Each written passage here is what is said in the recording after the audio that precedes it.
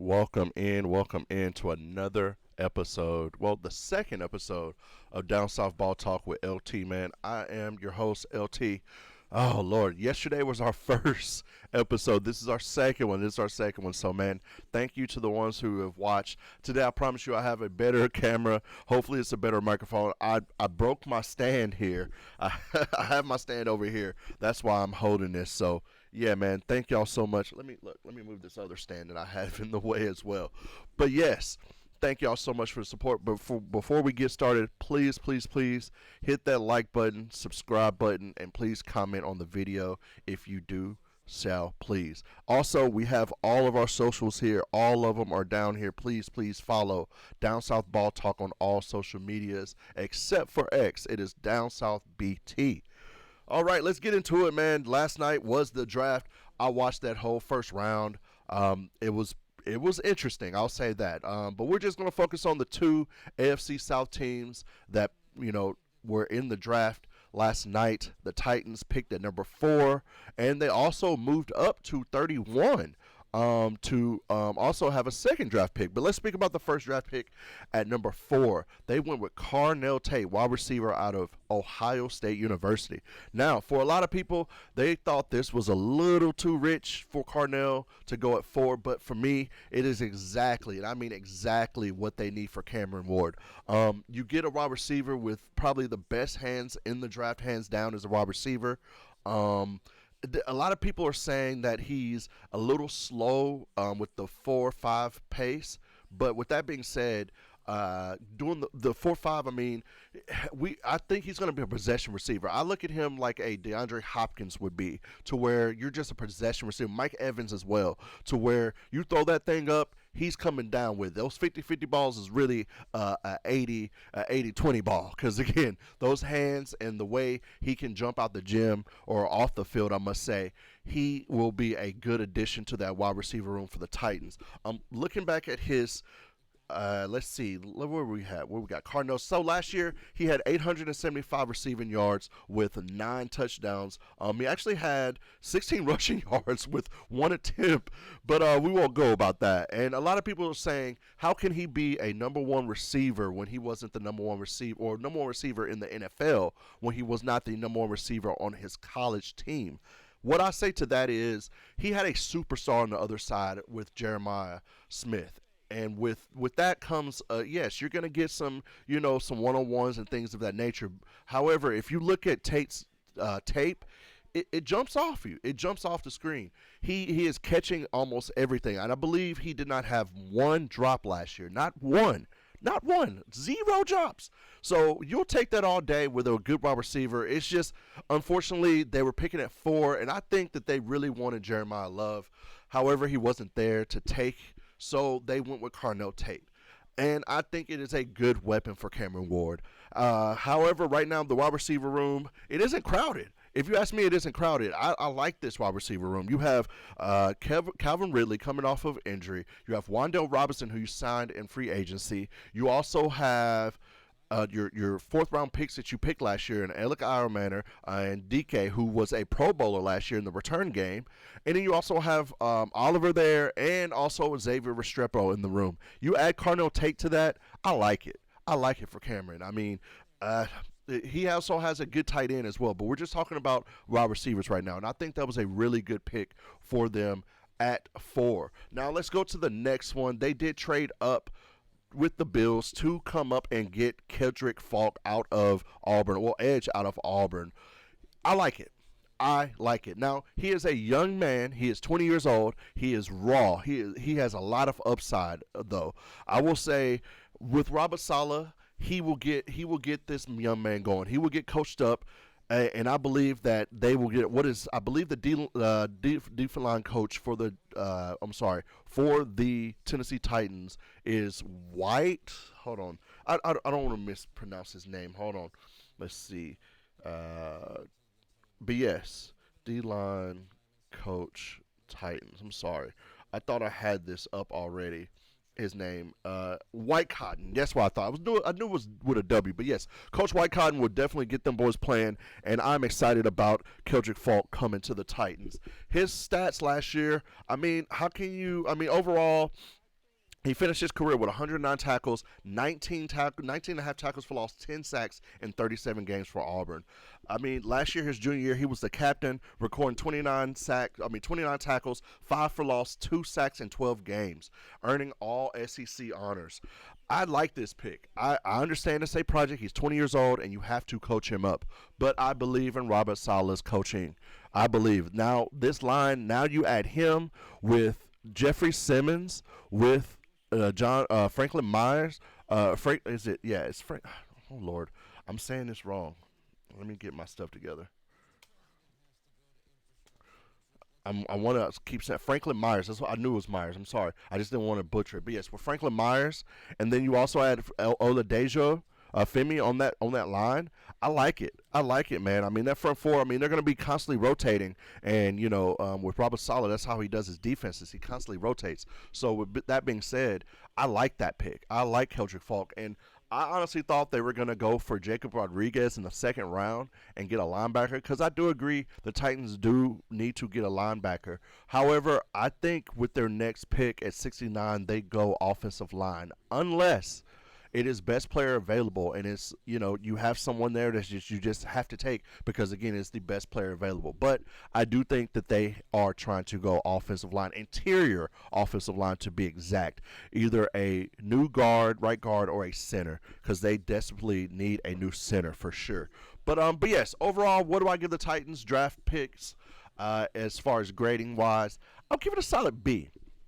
I'll give it a solid B. I like it what Cardinal Tate brings to the table to help out Cameron. I like Keldrick Falk a lot. He's a captain. He's someone that will come and communicate if instantly on the offensive line. Learn from Jeffrey Simmons. Learn from Franklin Myers. I like it a lot. So I will give it a solid B. Just a solid B. Not a B minus, not a B plus, just a solid B, because I really do think you have two starters. Those are day one starters in Tate and in also Keldrick Falk. So yes, I like what the Titans did last night. I was really happy as a fan. But again, let's continue on with our next AFC South team that picked last night.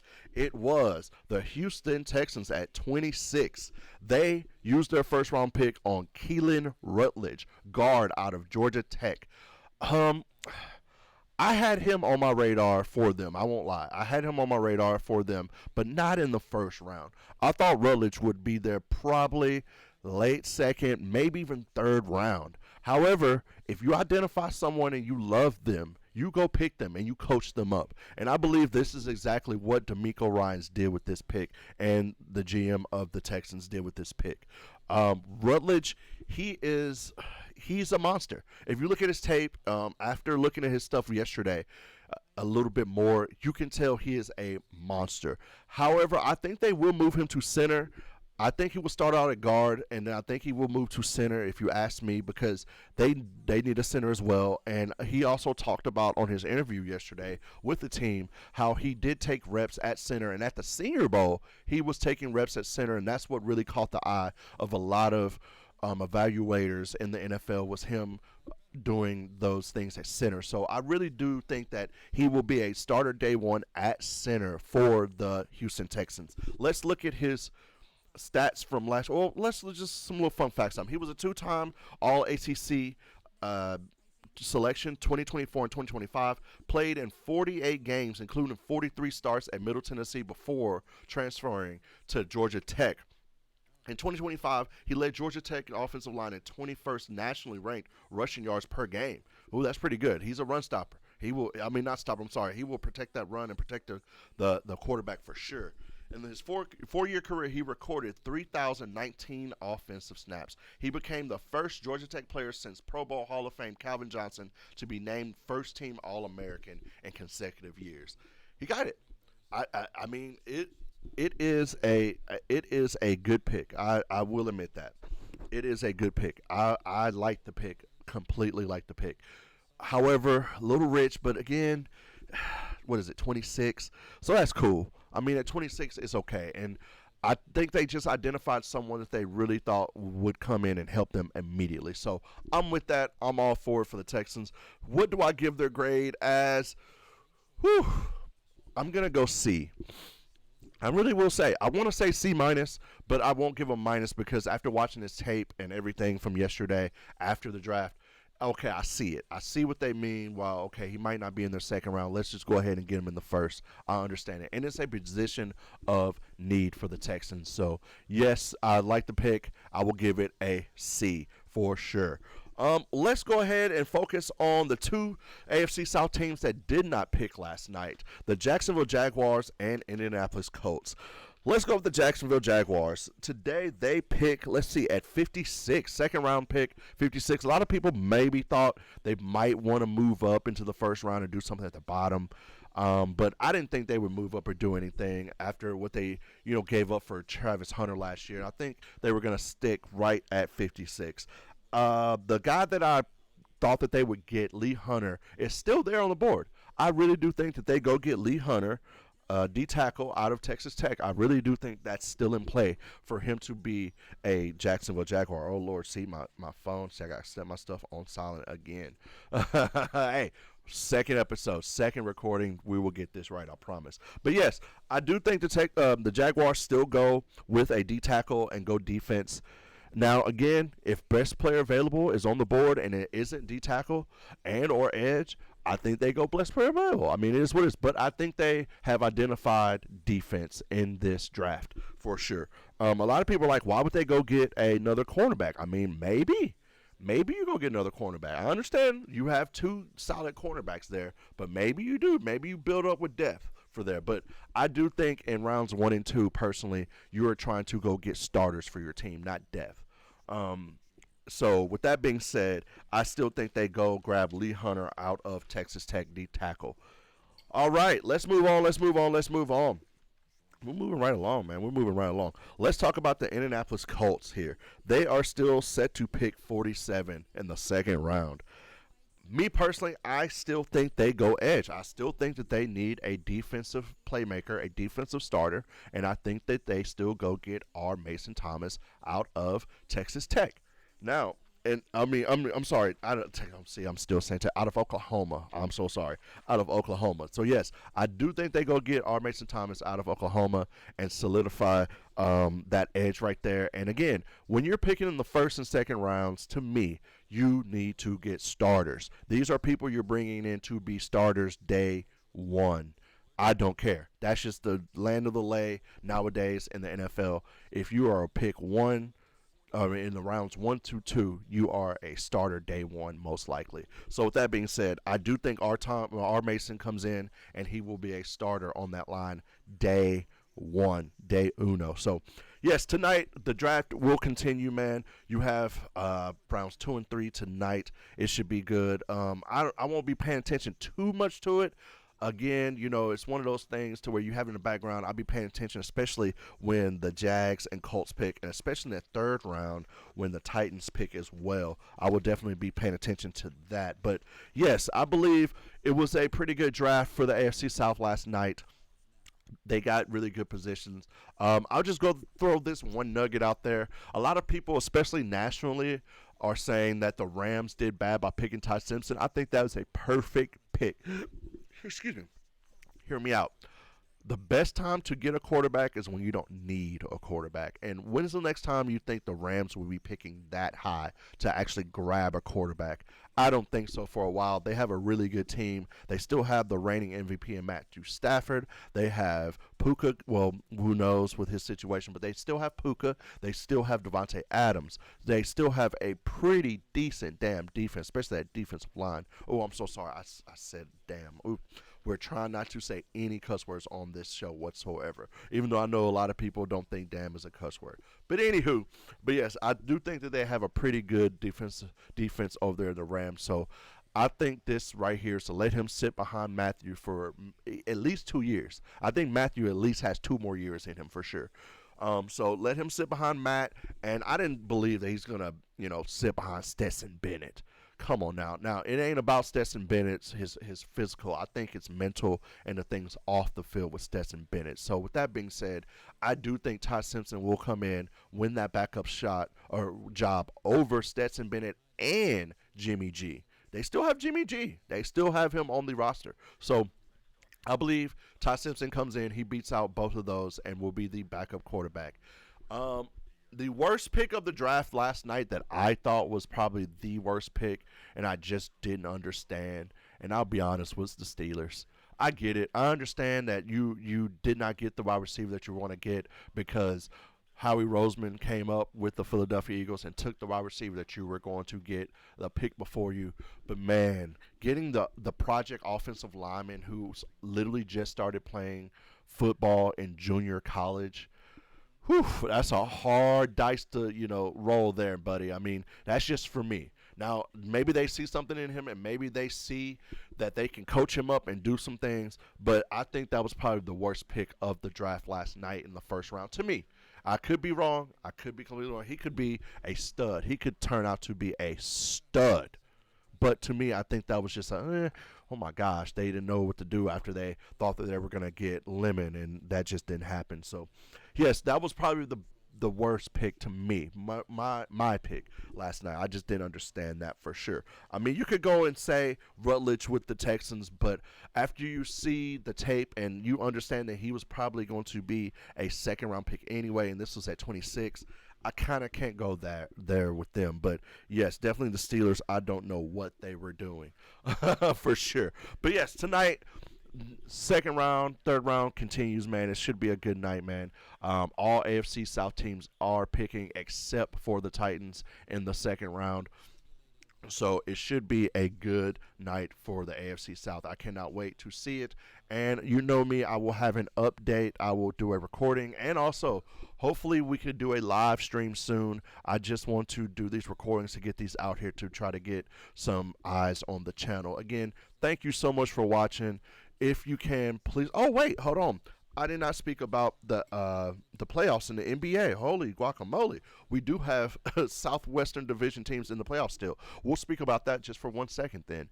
The Houston Rockets, they play in Houston tonight against the Lakers. They are down 2-0. However, Austin Reeves is probably going to try to give it a go. He has a game-time decision tonight. However, it probably is leaning towards him playing. I don't know if that's a good or bad sign for the Rockets because they have not won without Austin Reeves being on the court for the Lakers the last 2 games in LA. So we shall see how this goes. Even though Kevin Durant did not play in Game 1, Game 2 was atrocious for him. Yeah, no shots in the third quarter. We can't have that tonight, KD. However, do I think the Rockets bounce back tonight and get a win in Houston? I really do believe so. As we all know, role players in the NBA play better at home in the playoffs.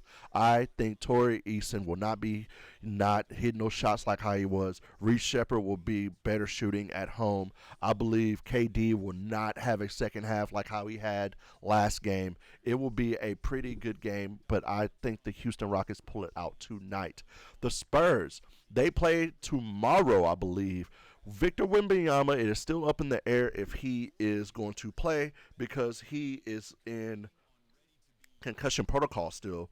And in the NBA, you have to sit out at least 48 hours to be reevaluated to see if you can come back. Oh, I'm sorry, they do play tonight. I'm so sorry. I said it wrong. I thought I was wrong with that. So, yes, the Spurs do play tonight, and we will see if Victor plays. I believe he's still on a game-time decision. Yeah, it's a game-time decision with his concussion. So we shall see. I believe the Spurs pull it out tonight on the road. They are tied. Portland pulled it out last game without Victor. I believe if they have Victor, if he plays, they pull one out on the road in Portland tonight. So, yes, please tune into those. I believe all those games are on Prime tonight. So, yes, check those out. Those should be some pretty good basketball games. We will get all into the basketball season after the playoffs. We will talk about all the Southwest Division teams because, again, that's what we're here for, Down South Ball Talk, to cover the AFC South in the NFL and the Southwest Division in the NBA. So, yes, thank you all for watching this video. This is another recording. Again, please like, comment, and subscribe to the channel. Please follow all of my social medias down here. All of them are Down South Ball Talk except on X. It is Down South BT. Again, I'm your host, LT. Thank you so much. Have a good night.